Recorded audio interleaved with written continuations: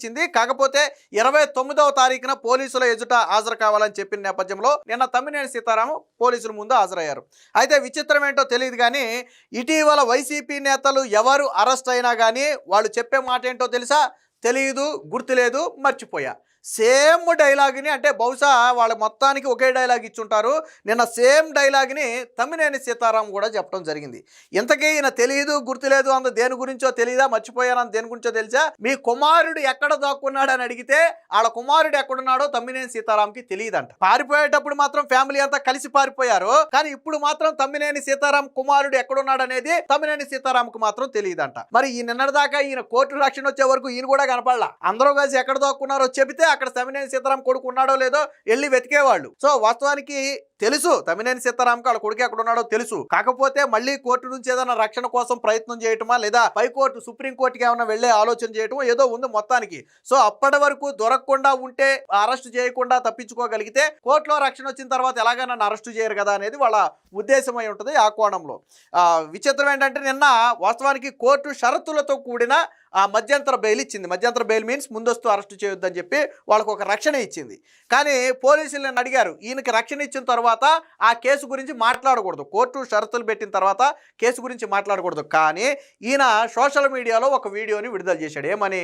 నా మీద అక్రమంగా కేసులు పెట్టారు, నాకు ఈ స్కామ్కి ఎటువంటి సంబంధం లేదు, ఆల్రెడీ ఇది సివిల్ కోర్టులో నడుస్తుంది, కొంతమంది రాజకీయ కక్షతో నన్ను నా కుటుంబాన్ని ఇబ్బంది పెట్టాలని చూస్తున్నారని చెప్పి ఒక వీడియో విడుదల చేస్తే దీని గురించి కూడా నిన్న పోలీసులు ప్రశ్నించారు. ప్రశ్నిస్తే ఎందుకు పెట్టారు అంటే, నేను ఒక కుటుంబ పెద్దతో బాధ్యతతో పెట్టానని చెప్పి ఆయన చెప్పాడు. వాస్తవానికి మరి ఇది షరతుల ఉల్లంఘన కిందకు వస్తే ఒకవేళ ఆయన బెయిల్ రద్దు చేయమని చెప్పి కూడా అడగొచ్చు.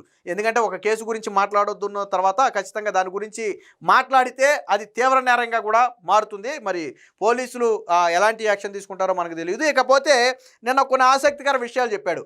మీ అబ్బాయి భూమి కొన్నాడు కదా, ఎలా కొన్నాడు అని అడిగితే అసలు నాకు కొన్నాడనే తెలియదు. మరి ఎలా తెలిసింది మీకంటే, ఇది కేసు అయిన తరువాతే నేను నా కొడుకుని అడిగాను, అడిగితే లేదు నాన్న అంతా సక్రమంగానే ఉంది, మనం పద్ధతిగా కొనుక్కున్నామని చెప్పి చెప్పాడంట. దాంతో నిజాయితీగానే కొనుక్కున్నాం కదా అని చెప్పి తాను కూడా ఏమీ మాట్లాడలేదంట. అంటే ఈ ఎంటైర్ ఎపిసోడ్లో ఒక వ్యక్తికి చెందినటువంటి 4 కోట్ల రూపాయల భూమి కొనుగోలు చేయటం ఈయనకి తెలియదంట. మరి తెలియకుండా ఈయన కాలేజీలో పనిచేసే 4 స్టాఫ్, తమ్మినేని సీతారాం తరపున అలాగే అటుపక్క ఆ అమ్మాయి తరపున అటిద్దరు ఇటిద్దరు 4 కూడా ఈయన కాలేజీలో పనిచేసే స్టాఫే వచ్చి సంతకాలు పెట్టారు. మరి సంతకాలు ఎలా పెట్టారో తమ్మినేని సీతారాంకి తెలియాల. రెండోది ఈయనేమంటాడు, కేసు నమోదైన తర్వాతే నాకు తెలిసింది అంటాడు. మరి కేసు నమోదైన తరువాత అయినా సరే ఈ భూమి వీళ్ళది కాదు, మనం తప్పుడు రిజిస్ట్రేషన్ చేయించుకున్నాం, ఇది కరెక్ట్ కాదు, వాళ్ళ భూమి వాళ్ళకి ఇచ్చేద్దాం అని చెప్పి ఎందుకు తమ్మినేని సీతారాం ఇచ్చేలా? అసలు భూమి ఎవరిది? కనకలింగేశ్వరరావు ఫ్యామిలీది కదా, ఈయనది కాదు. ఈయన డెత్ సర్టిఫికేట్ సృష్టించిన గోవిందరాజుది కాదు అసలు భూమి. ఆయన ఆల్రెడీ 10 ఏళ్ళ 1992లోనే ఆయన అమ్మేశాడు కనకరాజు ఫ్యామిలీకి. ఇప్పుడు ఆ భూమి ఓనర్స్ కనకలింగేశ్వర ఫ్యామిలీ. సో ఆ కనకలింగేశ్వరరావు ఫ్యామిలీకి మరి భూమి ఇచ్చేయాలి కదా. తప్పునానా వాళ్ళ పేరు మీద ఉన్న భూమి మనం రిజిస్ట్రేషన్ చేయించుకోకూడదని చెప్పి ఆ కేసు నమోదైనప్పుడైనా సరే కాంప్రమైజ్కి వెళ్ళి వాళ్ళ భూమి వాళ్ళకి ఎందుకు ఇవ్వలేదు తమ్మినేని సీతారాం? కొడుకు భూమి కొనడానికి మీరు డబ్బులు ఇచ్చే వీళ్ళు మొన్న కోర్టులో ఏం చెప్పారంటే 37 లక్షల రూపాయలతో మేము ఆ భూమిని కొనుగోలు చేశామని కోర్టుకు చెబితే హైకోర్టు ఏం చేసిందంటే ఆ 37 లక్షల రూపాయలు ఎలా చెల్లించారో ఆధారాలు మా ముందుంచండి అని చెప్పి చెప్పింది. అది కోర్టుకి ఇచ్చారా లేదనేది మనకు తెలియదు. కానీ ఇప్పుడు తమ్మినేని సీతారాం ఏమంటాడంటే, నేను భూమి కొనడానికి డబ్బులు ఇవ్వలేదు అంటే తమ్మినేని సీతారాం వాళ్ళ కొడుకు డబ్బులు ఇవ్వలేదంట. మరి ఆ కొడుక్కి 37 లక్షల రూపాయలు ఎక్కడి నుంచి వచ్చాయి? ఆస్తులు ఏమైనా అమ్మారా, లేదా 37 లక్షల రూపాయల ప్రాఫిట్ వచ్చే బిజినెస్లు ఏమైనా ఉన్నాయా, లేదా ఎవరి దగ్గరైనా అప్పు తీసుకున్నారా, బ్యాంకు లోన్ ఏమైనా పెట్టారా? ఎలా వచ్చింది వాళ్ళ అబ్బాయికి?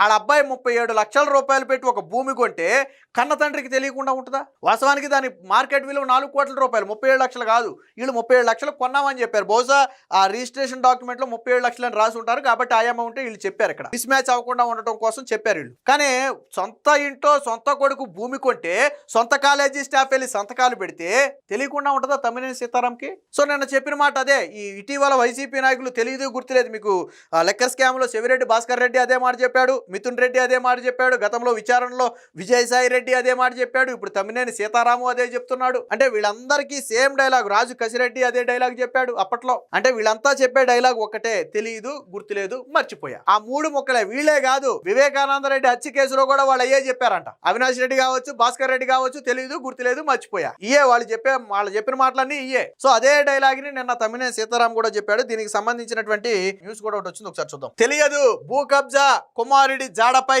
ఏం అడిగినా తమ్మినేని తీరు ఇదే. 5 గంటలు సాగిన మాజీ స్పీకర్ విచారణ.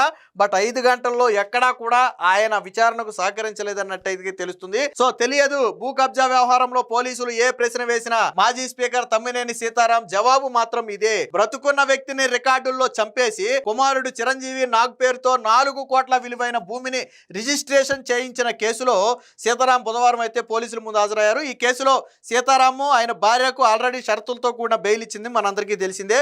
కుమారుడు నాగుకు మాత్రం ఊరట లభించలేదు, అంటే ఆయన అరెస్టు చేయాల్సి ఉంది పోలీసులు. సో దాంతోనే అడిగినట్టున్నారు. కోర్టు ఆదేశాల మేరకు బుధవారం శ్రీకాకుళం రూరల్ పోలీస్ స్టేషన్ లో విచారణకు న్యాయవాదితో కలిసి తమ్మినేని సీతారాం హాజరయ్యారు. కుమారుడు ఎక్కడున్నాడని విచారణ సందర్భంగా పోలీసులు సీతారాంని పలుమార్లు ఆరా తీశారు. కానీ ఆయన మాత్రం తెలియదు అనే సమాధానం ఇవ్వడం గమనార్హం.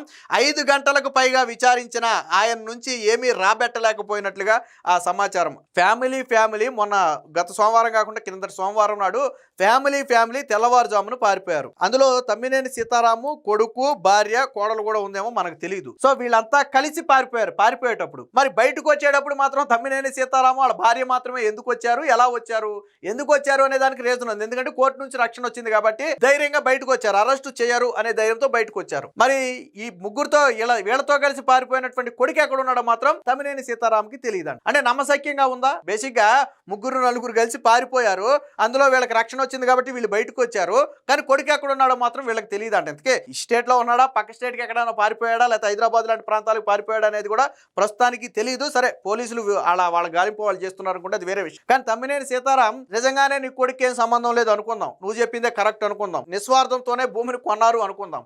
మరి నీ కొడుకు ఎక్కడ ఉన్నాడు చెప్పడానికి భయం ఏంటి తమ్మినేని సీతారాంకి? తమ్మినేని సీతారాంకి కొడుకు ఎక్కడ ఉన్నాడు చెప్పడానికి ఏంటి ఇబ్బంది? పోలీసులకు సహకరించడానికి ఏంటి ఇబ్బంది? అదే వాళ్ళ కొడుక్కి కూడా బెయిల్ లభించుంటే కొడుకు కూడా బయటకు వచ్చేవాడే. కానీ బెయిల్ లభించలేదు కాబట్టి దాక్కుని ఉన్నాడు. ఎక్కడున్నాడు వీళ్ళకి తెలుసు. తమ్మినేని సీతారాంకి తెలియదు అంటే అందరూ కలిసి పారిపోతే ఆ కొడుకు ఎక్కడున్నాడో తెలియదు, లేకపోతే మిమ్మల్ని ఆయన మధ్యలో చేస్తే ఆయన మాత్రం పారిపోయాడా? లేదు కదా. మీరు కూడా వారం రోజులు అజ్ఞాతంలోనే ఉన్నారు కదా, తర్వాత కదా బయటకు వచ్చారు. కోర్టు రక్షణ వచ్చిన తర్వాత కదా బయటకు వచ్చారు. మరి మీ కొడుకు ఎక్కడ ఉన్నాడో మీకు తెలియకుండా మీ కేసుని మీ కొడుకు కేసుని ఒకే లాయర్ ఎలా వాదించాడు? మీ కొడుకు ఎక్కడ ఉన్నాడో మీకు తెలియదు, మీ కేసుని మీ కొడుకు కేసుని ఒకే లాయర్ ఎలా వాదించాడు? మీ కొడుకు తరపున కూడా అదే లాయర్ కదా వాదించింది, అందరికి కలిపే కదా వాదించింది. అంటే కొడుకు దొరికితే ఎక్కడ అరెస్ట్ చేస్తారో, అరెస్ట్ చేస్తే ఎక్కడ పరుగు పోతుందో, లేదా ఎక్కడ తీగలాగితే డొంక కదులుద్దో, ఇది వీళ్ళ భయం. కాబట్టి ఏ సుప్రీంకోర్టు నుంచో రక్షణ పొందే ప్రయత్నం చేస్తున్నారేమో బహుశా, అందుకే లాలేదు. భూమికి సంబంధించి రిజిస్ట్రేషన్ క్రయ విక్రయాలు మీకు తెలిసే జరిగాయా? ఇది వివాదాస్పద భూమి అని మీకు తెలియదా? మీ అబ్బాయి ప్రస్తుతం ఎక్కడున్నాడు? మీ అబ్బాయిని ఉద్దేశపూర్వకంగానే మీరు తప్పించారా అని కొన్ని ప్రశ్నలు అయితే వేశారు. ఇందులో చాలా ప్రశ్నలకు తెలియదు అని సమాధానం చెప్పగా మరికొన్ని ప్రశ్నలకు మాత్రం మౌనంగా ఉండిపోయినట్టుగా అయితే తెలుస్తుంది. మీ అబ్బాయికి భూమి కొనుగోలు చేయాలని మీరు డబ్బులు ఇచ్చారా అని అడిగిన ప్రశ్నకు మాత్రం తాను డబ్బులు ఇవ్వలేదని చెప్పాడు. మరి వాళ్ళ అబ్బాయికి ఆ 37 లక్షలకు కొన్నామని వాళ్ళు చెప్పారు. ఆ 37 లక్షలు ఎక్కడదో అనేది తెలిస్తే బాగుంటుంది. అలాగే భూమికి ఎవరి పేరున రిజిస్ట్రేషన్ జరిగిందని ప్రశ్నిస్తే మాత్రం చిరంజీవి నాగు పేరు మీద, అంటే నా కొడుకు పేరు మీద రిజిస్ట్రేషన్ జరిగిందనే విషయాన్ని మాత్రం తమ్మినేని సీతారాం అయితే ఒప్పుకున్నాడు. భూమి గురించి మీకు తెలియదా అని అడగ్గా కేసు నమోదైన తరువాత మాత్రమే ఆ భూమి విషయాన్ని నాగుని అడిగాను, అంతా సక్రమంగానే భూమి కొనుగోలు జరిగిందని చెప్పాడు అని తమ్మినేని సీతారాం చెప్పినట్టుగా తెలుస్తుంది.